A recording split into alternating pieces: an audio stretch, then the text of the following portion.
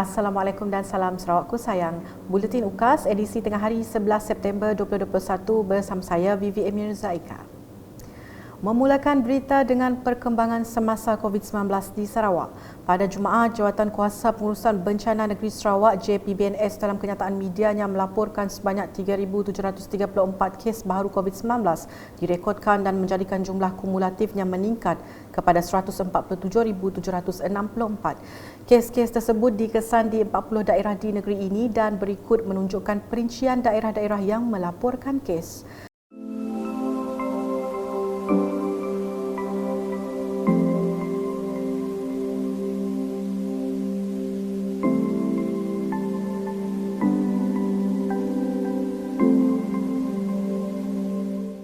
Dalam pada itu, JPBNS memberitahu 5 kes kematian telah dilapor menjadikan jumlah kumulatifnya kini adalah 607 kes.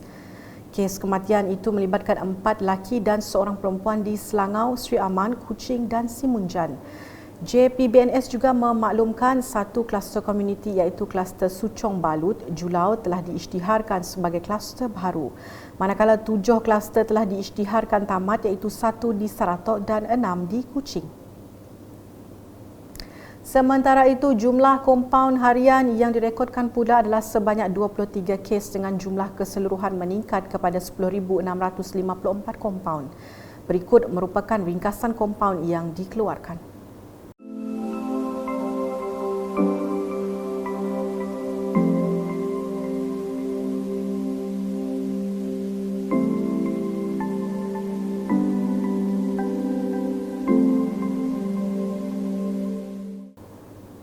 JPBNS turut memberitahu orang ramai kini boleh mendapatkan maklumat terkini mengenai situasi harian COVID-19 di negara menerusi laman web COVID Now. Laman web yang diperkenalkan oleh Kementerian Kesihatan Malaysia KKM itu akan memuat turun data yang terperinci mengenai situasi COVID-19 di negara ini. Maklumat tersebut boleh didapati dengan melayari laman web di pautan seperti tertera.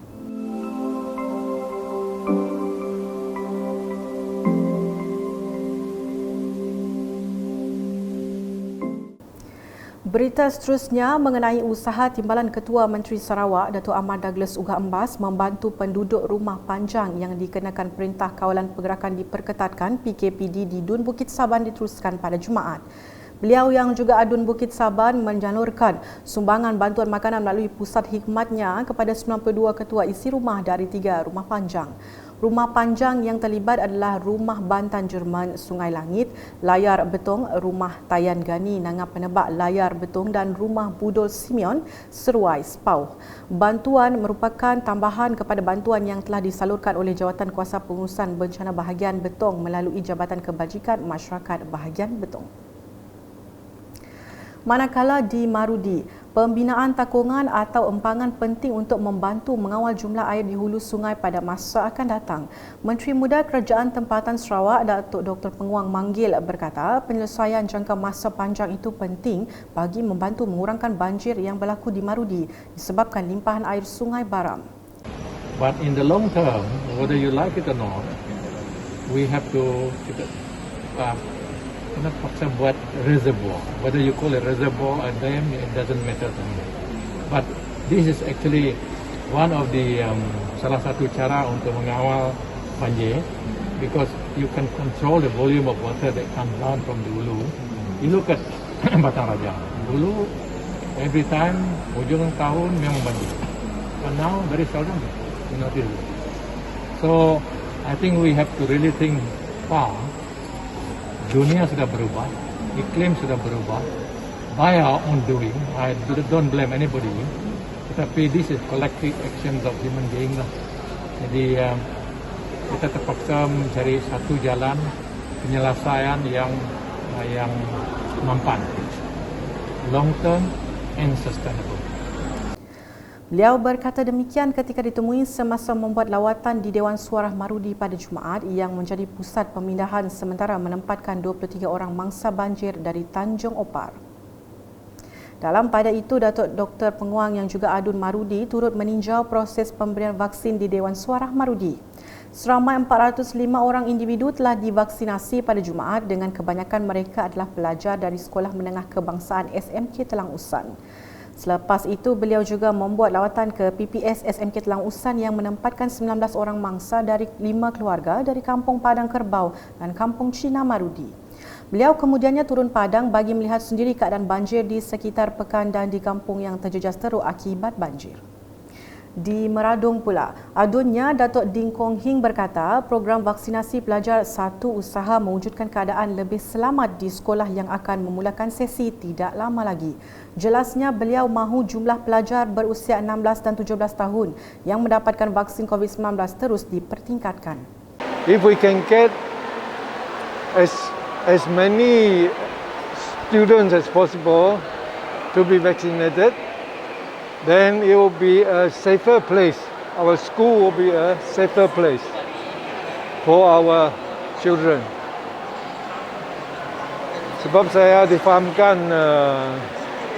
kemarin ada 90% students from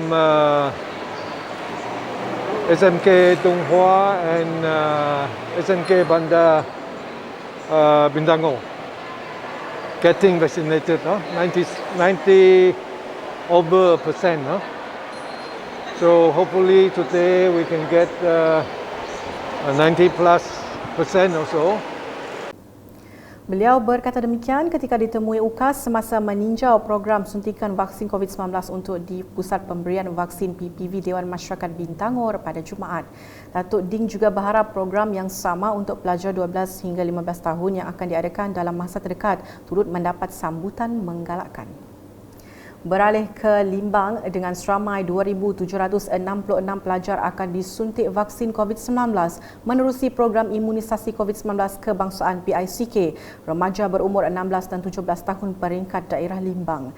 Presiden Limbang yang juga pengerusi Jawatan Kuasa Pengurusan Bencana Bahagian JPBB Limbang, Ahmad Deni Ahmad Fauzi berkata, mengikut pecahan seramai 1,496 pelajar berada di daerah Limbang dan 1,044 orang pelajar lagi berada di daerah lawas. Kita juga di bahagian Limbang tidak mengecualikan student-student yang tercicir, di mana kita dapati yang berumur 16 hingga 17 tahun adalah seramai 108 orang. Kalau ikut pecahan daerah Limbang, insya-Allah pada mengikut laporan yang saya terima, seramai 66 orang yang akan kita untuk daerah Limbang. Di lawas I think about the same figure lah, 66 orang juga di lawas. Jadi kalau ikut keseluruhannya bagi Limbang, pelajar 16-17 tahun ni yang layak untuk di vaksinasi, termasuk juga 12-17 adalah seramai 2,940. Beliau berkata demikian selepas mengadakan lawatan ke PPV Dewan Suara Limbang pada Jumaat. Mengulas lanjut pemberian vaksinasi COVID-19 itu, beliau memberitahu seramai 367 pelajar dari Sekolah Menengah Kebangsaan SMK Seri Patiambun dan 147 pelajar SMK Agama Limbang telah menerima suntikan vaksin COVID-19 pada Jumaat. Manakala katanya pelajar SMK Kubong dan SMK Medamit serta SMK Limbang akan menerima suntikan vaksin COVID-19 pada Sabtu dan Ahad. Hari ini dimulakan dengan SMK Seri Patiambun, di mana seramai 367 pelajar akan membuat suntikan kat sini daripada yang berumur daripada 16 dan 17 tahun. Dan pada petang ini SMK Agama Limbang seramai 147 orang akan mengambil vaksinasi pada petang inilah. Jadi pada 11 hari bulan besok SMK Kubong seramai 302 orang dan sebelah petangnya ialah SMK Menamit seramai 2 orang. Berikut pula di Gedong, dengan seramai 281 pelajar dari Sekolah Menengah Kebangsaan SMK Gedong menerima suntikan dos pertama vaksin jenis Pfizer di Dewan Seri Gemilang SMK Gedong. Pemberian vaksin tersebut dikhususkan kepada pelajar sekolah yang berumur 16 hingga 17 tahun dan telah dikendalikan oleh petugas klinik kesihatan Gedong. Pengetua SMK Gedong Abdul Wahab bin Bujang berkata beliau sangat berpuas hati dengan kehadiran pelajar-pelajar sekolah tersebut kerana hadir pada waktu yang ditetapkan dan mengikut jadual perjalanan proses suntikan vaksin tersebut. Menurutnya, para pelajar juga ditemani oleh ibu bapa atau penjaga mereka untuk menandatangani surat pengesahan kebenaran anak mereka untuk menerima suntikan vaksin. Laporan seterusnya, Timbalan Menteri Pengangkutan Malaysia yang juga ahli Parlimen Lawas, Datuk Henry Sum Agong telah menyerahkan cek kepada 5 kampung dalam kawasan awal-awal. 5 kampung tersebut ialah Kampung Bangsal, Kampung Menengah, Kampung Hujung, Kampung Perpindahan dan Kampung Masjid. Setiap kampung menerima peruntukan sebanyak RM10,000 dengan jumlah keseluruhan RM50,000. Sekian edisi tengah hari bersama saya Vivi Mirza Ika dan kru penerbitan. Berita lebih lanjut boleh didapati di semua platform media sosial UKAS termasuk portal ukas.sarawak.gov.my dan pastikan anda subscribe UKAS channel di YouTube. Sebelum mengakhiri buletin, orang ramai dijemput untuk menyertai pertandingan poster digital sempena kempen kesedaran rabies.